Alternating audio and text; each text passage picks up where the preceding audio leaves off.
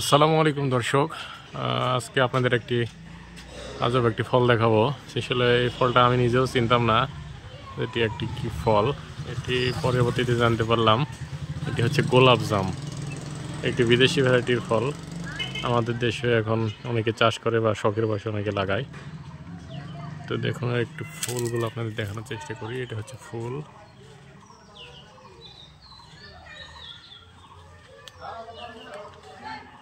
আর এই যে ফল এভাবে আস্তে আস্তে বড় হয়।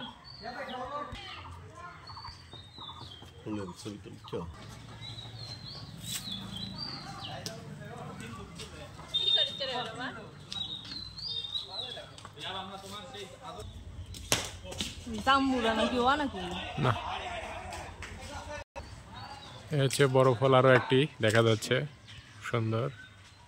তো এই ফলটা এখনো পরিপক্ক হয় নাই।